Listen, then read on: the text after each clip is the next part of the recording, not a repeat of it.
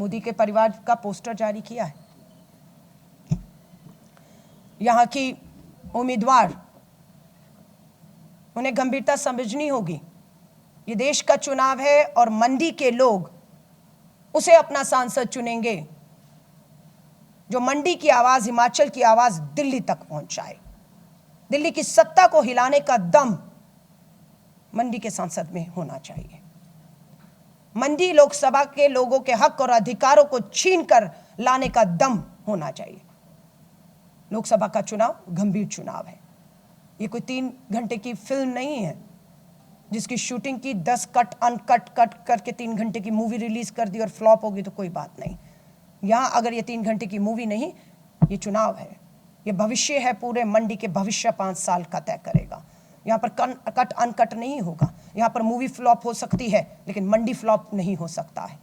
मंडी को कामयाब करने के लिए जरूरी है कि यहाँ की महिला सांसद है, इसलिए ये सवाल आपसे पूछकर जा रही हूँ। सांसद की उम्मीदवार कंगना रनौत जी हार रही है स्मृति ईरानी अमेठी से और यहाँ पर जमानत जब्त होगी।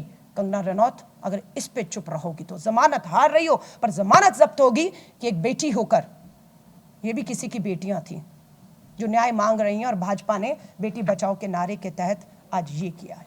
मैं फिर कह रही हूँ, मंडी के विकास की बात है, भविष्य की बात है। ऐसे किसी भी शख्स को वोट मत दीजिएगा जो सिर्फ एक कठपुतली पपेट बनाकर यहाँ पर बैठा दी गई हैं, क्योंकि 2 चीज़ें बताई जा रही थी कि किसी भी उम्मीदवार के लिए एक होता है कि वो चर्चा में बना रहे, चुनाव जीतने के लिए चर्चा में रहना जरूरी है, दूसरा भीड़ को खींचने वाला हो। तो सिर्फ ये 2 कारण देखेंगे कि हाँ ये चर्चा में भी बनी रहेंगी अपने बयानों की वजह से और भीड़ भी खींच लेंगी। सिर्फ 2 कारणों की वजह से उनको टिकट मिला है, लेकिन सिर्फ ये 2 कारण नहीं होते कि आप चर्चा में बने रहें और भीड़ को इकट्ठा कर पाएं। आपके पास रोड मैप भी होना चाहिए।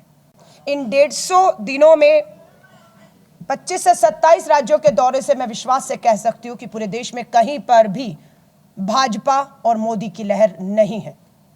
400 पार का दावा जुमला साबित होने जा रहा है, जिसकी बात अब भाजपा खुद भी नहीं करती है।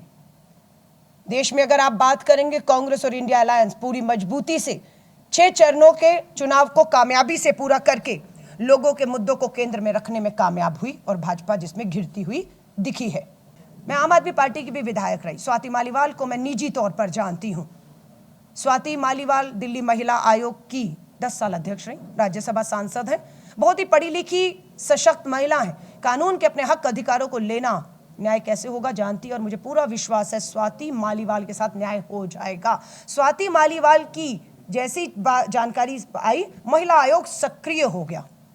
जो महिला आयोग ब्रजभूषण शरण के खिलाफ, कुलदीप सिंह सेंगर के खिलाफ, संदीप सिंह हासन तक नहीं गया, वो महिला आयोग सक्रिय हो गया। दिल्ली पुलिस ने साक्षी मलिक की एफआईआर नहीं ली, लेकिन इसी दिल्ली पुलिस ने 2 मिनट में एफआईआर भी कर ली साक्षी मलिक की।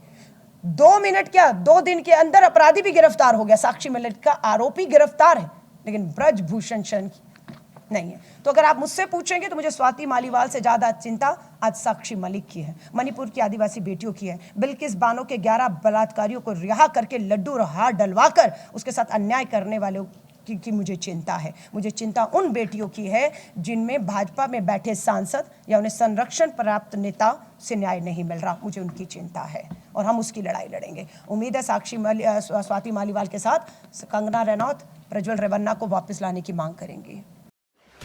एग्जिट पोल 2024 1 जून शाम 6 बजे से, लोकसभा चुनाव के नतीजे 4 जून सुबह 7 बजे से। देखिए चुनाव नतीजों से जुड़ी हर खबर सबसे पहले, सबसे सटीक, केवल अमर उजाला पर, amarujala.com।